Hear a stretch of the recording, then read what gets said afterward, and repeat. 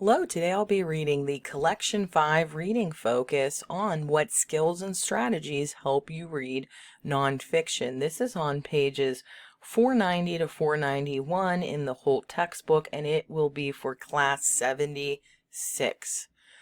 Many reading skills can help you comprehend autobiographies, biographies, personal essays, and other kinds of nonfiction.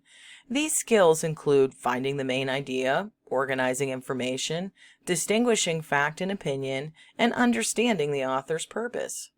Main idea. The most important point or central idea of a selection is its main idea. Sometimes it is directly stated, other times you must infer or make an educated guess about the main idea. Like theme, a main idea should be stated in a full sentence. What the main idea is. It is the central idea of the whole text, not part of it. What the main idea is not, it is not the plot, the series of events. What the main idea is. It is sometimes directly stated, but usually implied. What it is not the topic. Just like the theme is not the topic, the main idea is not the one-word subject of the text.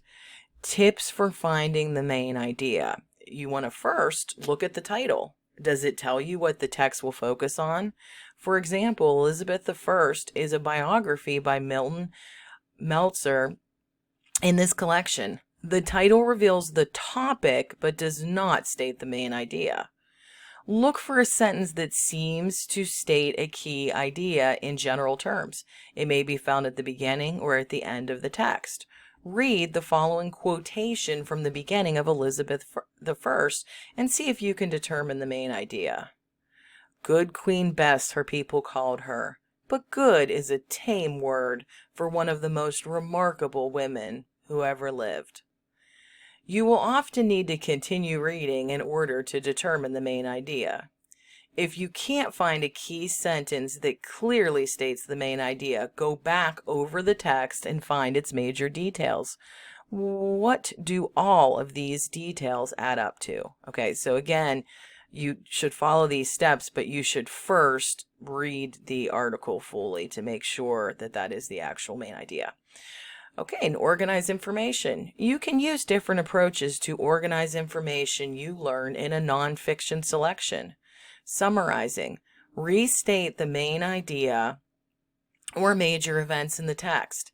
To summarize an informational text, include the main idea and the most important details that support the main idea. Comparing and contrasting. When you compare, you look for similarities. When you contrast, you look for differences. You can use a chart or an organizer, such as a Venn diagram, to identify similarities and differences. Facts and opinion. A fact is something that happened or is true. An opinion represents a belief or judgment and cannot be proven.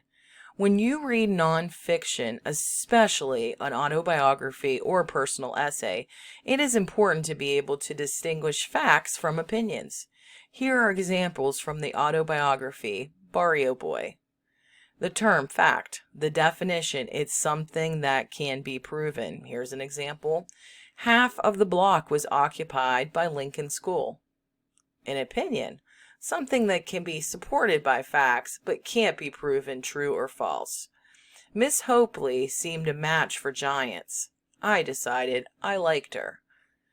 Be alert to opinions stated as facts. If you're in doubt, ask, can this statement be proven? In Barrio Boy, it can be proven that the school occupies a certain amount of space. However, the way Ernesto feels about Miss Hopley is an opinion. Watch for these words to help you identify opinions. Believe, seem, may, think, probably, likely, and possibly. Author's purpose. Writers of nonfiction have different purposes.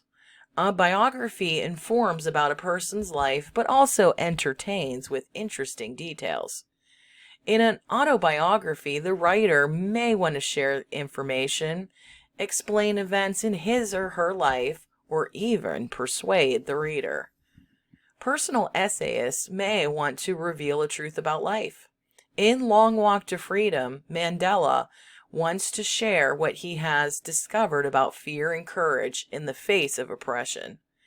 The brave man is not he who does not feel afraid, but he who conquers that fear.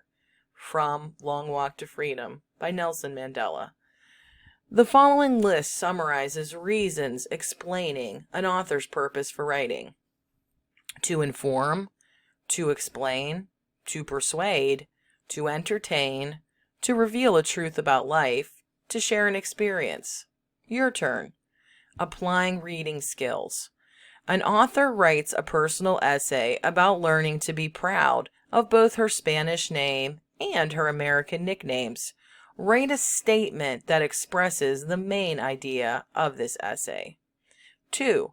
Write a statement that explains the author's purpose in writing about her many names. 3.